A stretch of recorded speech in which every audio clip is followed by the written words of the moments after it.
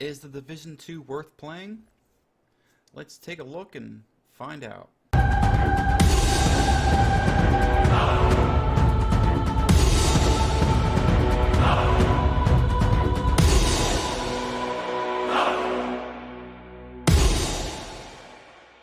So I just made my first character. That's exactly what you're seeing right here. And this is my first time playing the game. I'm kind of seeing if everything matches up to the Division 1. So, the way I'm trying to approach this opinion that I have on the Division 2 is purely comparing it to Division 1. Division 1 is the only type of game that I actually play like this, as far as this genre. So that's what I'm comparing it to.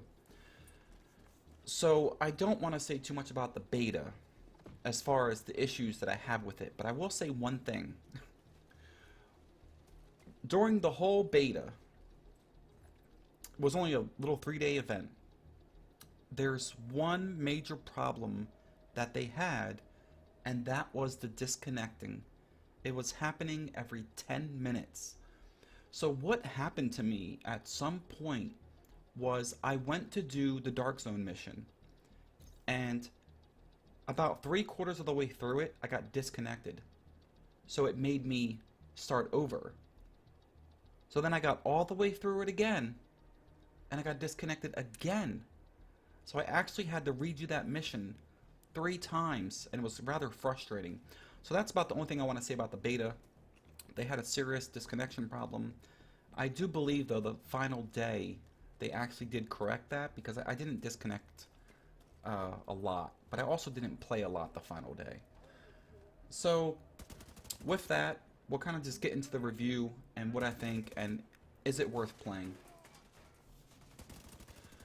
So right off the bat, the game is very similar to the Division 1, obviously. The one major difference that I think is a negative on the Division 2 is the movement.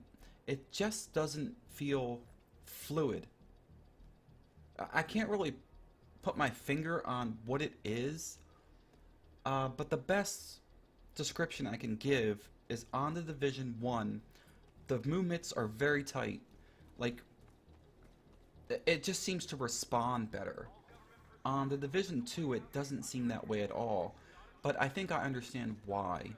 I think they were going for more realistic movements. So it may seem more real, but I just don't like how it feels playing the game. I kind of wish the movement it felt the same as the Division 1. Alright, so here I get my first piece of fat loot that I want to put on, and I guess I must have hit the wrong key, but anyway. So I go into my inventory, and one thing I don't like about navigating the inventory is everything is double click. Like, to equip something it's double click, I can't really, I'm trying to think of Division 1, it doesn't seem like it's like that. You can like hit spacebar or something, but everything is double click. I don't know, because I'm thinking the Division 1 is like that, but it seemed like the Division 2 was more so. It was actually to a point where it was kind of annoying. Alright, so during this part of the mission, you got a whole crew on the south lawn of the White House that you have to take out. Basically, you're trying to take control of the White House. That's how the game started, and it's actually rather interesting. I did have a lot of fun actually doing this first mission. And for the most part, yeah, it felt, you know, like the Division 1, you know, like you would expect. Alright, so here I want to talk a little bit about the armor bar, which is the white bar, which quickly disappears, because I spend a lot of time out of cover. But once that armor bar is gone, if you're not in cover and actually able to hold V to repair your armor, you're going to die very quickly. That's one thing I discovered. I actually would prefer the Division 1 way they have it with medkits, because basically, if you're out in the open and you lose that armor bar, you're going to die super quick. So basically what we have to do is run away, get behind cover, So you can hold V for however many seconds the game makes you hold V. It seems like 5 seconds. You have to hold it to actually repair your armor. But yeah, once that armor bar is gone, you drop very quickly. Alright, so here it's a little cool cinematic that I actually enjoyed a lot. And this is you getting your base of operations. Because you gotta have a base to operate out of. But having the White House as a base of operations is actually a really cool concept. I didn't really realize it till I was watching this video again, but this lady on our right, her one hand is a little close to a certain region on that guy that I just questioned, what is she doing? Yeah, it just seemed a little odd just seeing that. And another difference from the Division 1 is it's saying about grenades there to press G. There's only one type of grenade in Division 2 unless you pick a specialization, but I assume that comes later. That's where you get the incendiary grenade or the shock grenade. But I think the grenades you have when you first start, and unless you pick a specialization, it's just the one that blows up. That's my understanding. So that was very different. Usually what happens on Division 1 is I just hit G, and whatever grenade the game picks for me, that's what I throw. So sometimes it's actually the fire grenade, sometimes it's the shot grenade, and sometimes it's the one that just blows up. I never know what grenade I'm throwing. I just hit G and throw something. I don't really use grenades that much, so on this game I actually like that it is the way that it is, and it's just one set grenade. And because just the way that I use the grenades in Division 1, I really don't use them. The only time I use a grenade is when I want somebody that's behind cover to move from where they are. So I'll throw a grenade and that'll make them run out. Alright, so there's two things I want to say about this. One, I don't like they changed the deconstruction key. It's now holding tab. And two, I see it now, but it wasn't clear when I was playing. On the right of what I have equipped, basically the problem I was having is I wasn't sure how to tell what I have equipped. But I see it now on the right, comparing those two items. It has a bar on the right. On the Division 1, it told you basically on the left, on the item, on what you had equipped, by there being a little, I can't even describe what it was, but it was colored. On this game, I looked at it for a while later on, and I had a bunch of stuff in my inventory. I'm like, how do I tell what I have equipped? I can't tell by this game. It just confused me. Alright, so at this point we get to pick our skills, and most things were locked during the beta, but they have the turret, the secret mine, and the drone. And I actually used the turret and the drone. The turret was very strong. When I threw that thing down, even with an elite mob, that thing can kill an elite mob by itself. Unless, of course, the elite mob just ran up to it and kicked it, he would destroy it with one kick. Same way like the Division 1. However, in the Division 2, it seems to me that the turrets seem a lot stronger. And the drone does heal pretty good. The armor that it basically restores your armor. And then you can select, if you hit Q on different people, it'll actually focus on healing them. And then with it's probably because it was my Q skill. But if you also hit that key for the turret, that you have the turret set to, for me it was E, you would tell it on what enemy to focus on. So that was a really positive addition that they added. I like that a lot. But I will say about the Seeker Mine, I actually didn't use it, but I was told that it's not as good as the Division. Because what I was told is, when you deploy it, you have to tell it what target to attack. It doesn't just go seek out a target. So it makes more user input that just kind of slows things down. Now, that of course might change. When you get used to using it, you'll probably be able to do it faster. But from coming from the Division 1, and the Seeker Mine worked a certain way, to it's kind of different in Division 2, it just a little confusion there. But you could say the same about the turret, except the turret, when you throw it out, just shoots at random things, unless you tell it to focus on something. So it does, in essence, work the same way as the Division 1. If you don't have any input, it'll just shoot. So unless you change, like, I think how the secret mine should work is you throw it down, it goes and seeks out a target. Unless before it gets to its target, you tell it to attack something else, then it should change direction. I don't know. That's just how I think it should work. It's kind of a mix between Division 1 and a new style Division 2 where you can tell it what to attack. But if you don't give any input, it should just go seek out a target, but it does not as far as my understanding is. I didn't actually use it, so I don't know. I'm kind of just going by what I was told. Alright, so the map. I will say this.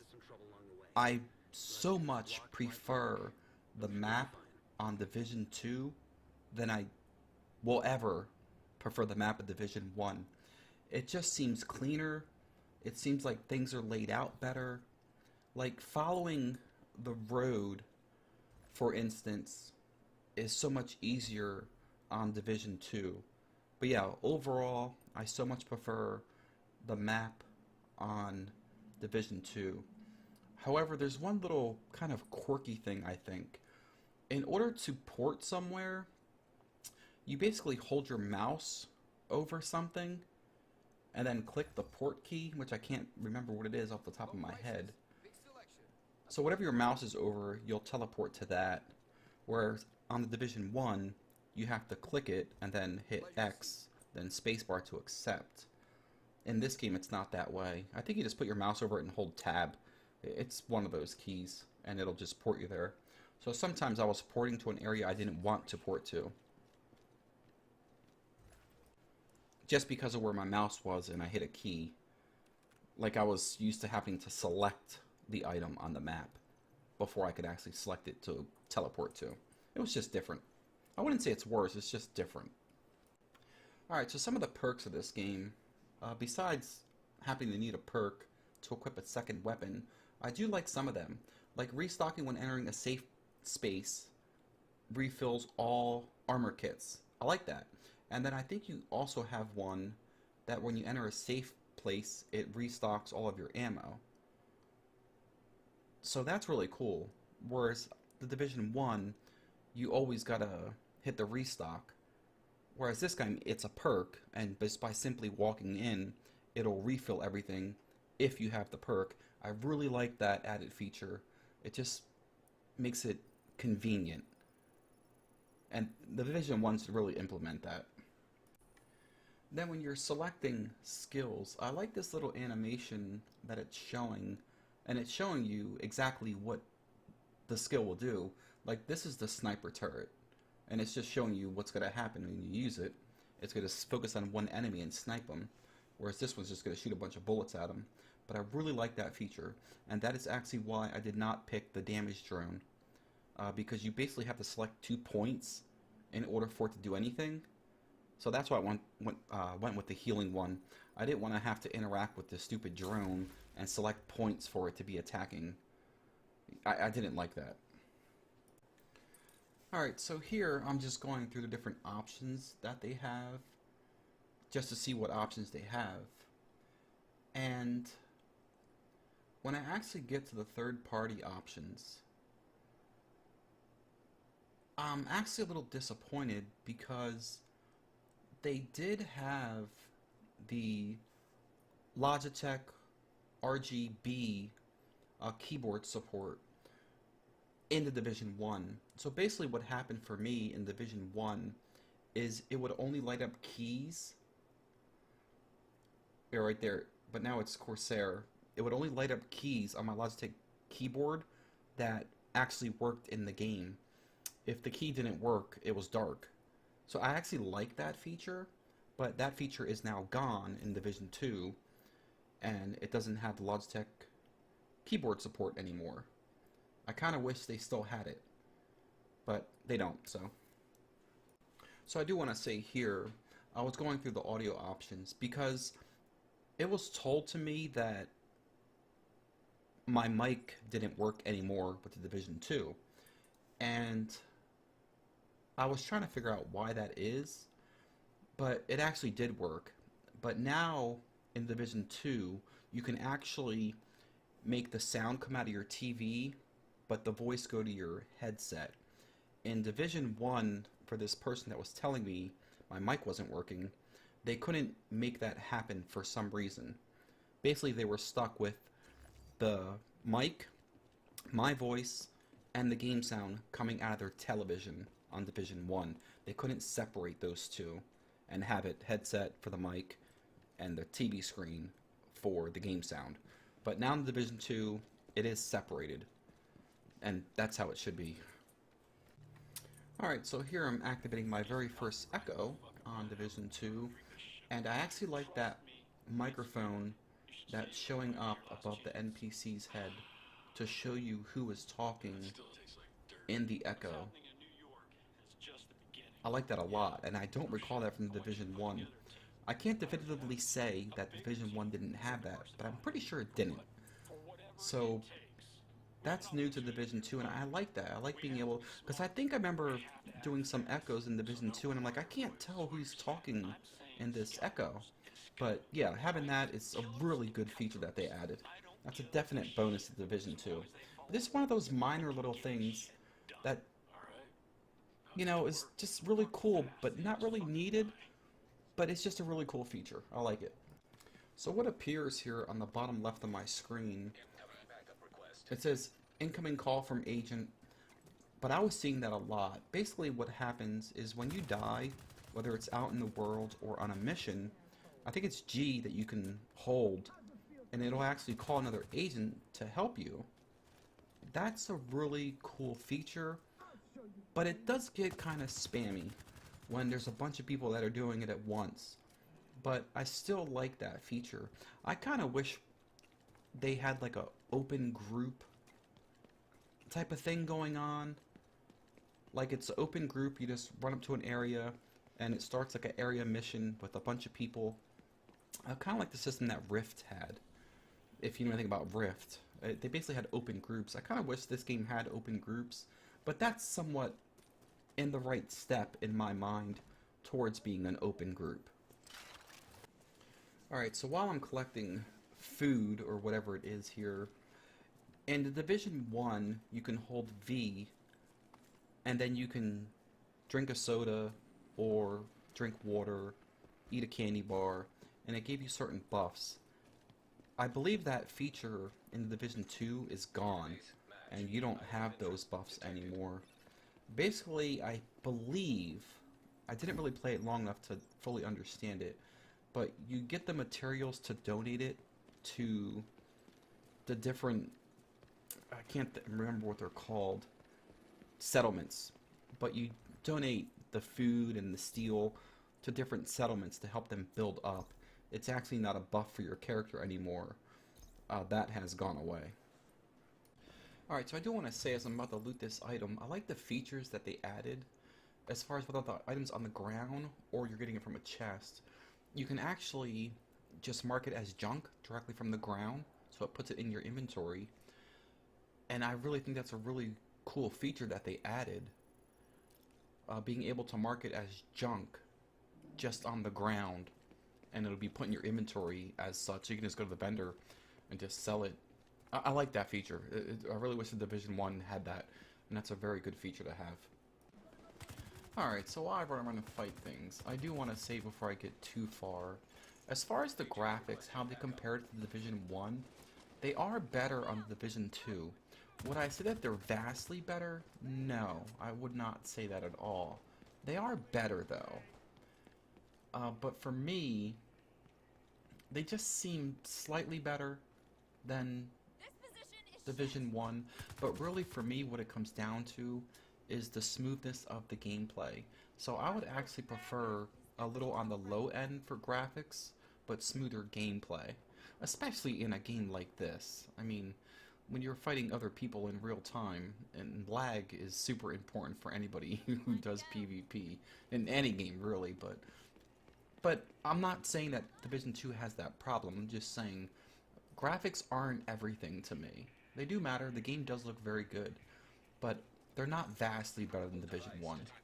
And I do also like seeing a lot of green, whereas in Division 1 it's all snow, so it's a good change of scenery to actually see some plants and greenery. Yeah, when I first went to this safe house, I thought it was actually a pretty cool thing that the truck actually moves out the way to let you in. That's actually pretty cool that they added that. Just one of those little things that just makes it cool. Yeah. So this is one of the settlements that you're able to build up if you help them. And I don't fully understand the whole concept behind the settlement, besides the fact that as you build it up, you get a person you can then have work at your base of operations. I didn't play it quite enough to understand the settlement thing, but as I play it more, when it actually gets released in March, then I'll be able to explain it better at that point. But as of right now, I don't really know that much about the settlements. Besides, I'm pretty sure they help you in the game. Okay, the game actually tells you the point of the settlements. Use settlement to acquire new main missions, side missions, and other activities. So there you have it. That's the goal of them. That's the point of them. So, I guess I forgot that detail. But as I watched a little bit more of the video, I'm like, oh yeah, that's right. They did tell you that. Another feature that I really like that they added, you can see on my radar there in the top left, the icons actually have like an up arrow or a down arrow, letting you know if it's above you or below you. And that is great that they added that, because that's one thing that used to frustrate me in the Division. I'm like, is this item above me or below me? But now you know because it tells you. That's fantastic. So this is during the first mission that I am doing, and that's the first time I was fighting an elite boss, Unnamed Balls.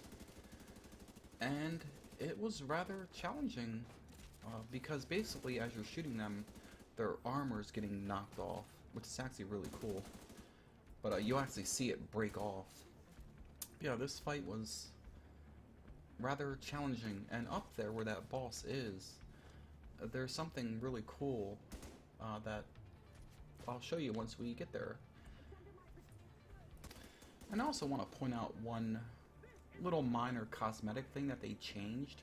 In Division 1, when you wore a backpack, you just had the one strap on, like somebody from high school would wear a backpack. But in Division 2, you actually have both straps on you. So, like at level 30, for example, because during this beta, they actually gave you level 30 characters, the backpacks look very beefy.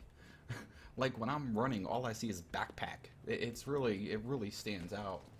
And I assume that's intentional on their part, but it's very different. It's just a minor cosmetic thing that they kind of changed. As far as when you're running, it kind of looks different, because like I said, all you see is backpack on a level 30. It's insane. There's so much stuff on it. Yeah. The way that some of these NPCs fly, like that one there, are actually kind of comical. And there's a boss coming right there. What I even wondered when I was playing the game, is that drone that's following me, that's just healing me, are the NPCs able to attack that? Because I never actually see them even trying to attack it. The healing drone, can they destroy it? I'm not sure, but maybe for all I know they actually did destroy it, because I don't see it anymore. But yeah, I just wondered that even when I played. So this is the part of the mission I said I would tell you about. You can actually control that Gatling gun, which is freaking awesome. I had a lot of fun with that thing. Now, when I was actually playing the game, I didn't realize you can see in the middle of my screen on the right a bar filling up. That's telling you when it's going to overheat. When I actually played the game, I didn't even see that bar for some reason. I even had somebody I was playing with. I'm like, hey, control this thing. Tell me, how do you know it's going to overheat? And they're like, yeah, I have no idea. Yeah, there's a little red bar that's filling up. But yeah, controlling that thing was so much freaking fun. Even after all the mobs were dead, I was just shooting around the room. It was a lot of fun. Alright, so on the inventory screen I was looking at there, it took me quite a bit of time to figure out which one I had equipped. So if you look at the top weapon, you see a little number 1 where the weapon is in the top right corner. That's telling you what I have in the first slot. It actually took me a long time to find out where it was telling me what I had equipped or not. because I guess I'm just used to the Division 1 and how they do it there. But here it's numbers. So another thing that's different is, and I actually like it, it's these retake the control points from the enemy. So you actually go there, you shoot a flare, and that's calling reinforcements, and they basically kill all the guys. And then what happens is they then launch an offensive after you've taken control of it, the enemies, and they try to take it back. And if you successfully defend it, it turns green, and then you own it. And there was actually quite a few that happened, and I believe as you're playing the game, they randomly happen at different locations, and that was actually kind of fun doing that. So yeah, this here is one of the control points that you hold F to call in reinforcements, and it's also where I basically almost got my butt kicked. I'm very lucky that I was able to get a V off to restore my armor, because I was very close to death. So I do want to say, these hyenas here, they drink like a potion or something. Those psychotic women, and they come running towards you, screaming some pretty insane things, and they sound psychotic. You're mine! I want blood! I want blood! They did a very good job with those NPCs and making them very psychotic. I would love to know who does the voice for them. So this is something that was very different to me. There's this shelf here that has guns in it, and it says salvage, but this is actually the vendor. This is where you sell at. I guess instead of the Division 1 where it's actually an NPC you interact with, it's that as far as selling. And I believe they're in every safe house, so that you can at least sell in every safe house. That was kind of cool and different. So yeah, this is where I'm actually deploying the turret, and one of the best skills to me that just made things easier was that turret. That thing would really tip the tide of battle in my favor when there was a boss around. Because the boss would do one of two things. Just stay behind cover and avoid that turret, or it'll just run up and smash it. Usually though what would happen is the boss would just back away from it. Or just try to focus shooting it, and that would just allow me to just focus the boss. But yeah, there was times that I would die in a boss fight because my turret was on cooldown. But once that turret was off cooldown, when I went back to that same boss and I was able to throw down the turret, yeah, it was so much easier. That turret is fantastic. It's actually kind of funny the things you realize after watching a video. I chose to take cover right where there is a dead dude who's completely soaked in blood under him. What a choice of a cover place. It's actually kind of funny seeing that that's where I chose to take cover at. I initially was right next to him, so it was interesting to see that. So yeah, there was quite a few times when I basically got my butt completely kicked. I'm not gonna lie, it was difficult at times, and if I would have thrown the turret, it probably would have helped a lot. But yeah, I died a lot. A lot. Another cool feature is this guy throws a grenade. You can actually, if you aim right, can shoot the grenades out of the air and make them explode in the air. That is freaking awesome. I like that. I like that a lot. So basically what I'm doing here though, it's where I just died at. I'm trying to buy myself time for my turret so I can throw it down. That's basically what I was doing, is just running around waiting for my turret cooldown to make it so much easier. That's why I was able to actually kill the boss. The turret helped tremendously. Alright, ladies and gentlemen, so what I'm going to do, I'm actually going to end the video here because I didn't even want it to be as long as it is. So I have about 2 more hours of footage of the beta for the Division 2. So what I'm going to do is just make a part 2 of this, and in part 2 is where I'll give my final conclusion on what I think of Division 2. And if you actually watched any of this video and you watched it up to this point, thank you very much. But if you watched any of this video, you can probably have a good idea of what I'm going to say. I mean, but yeah, I will release, because there's more footage that I want to show, and I don't want to make this video super long. So with that, I hope you enjoyed the video. Hope that you hit the thumbs up button and that you subscribe to my channel. So take care.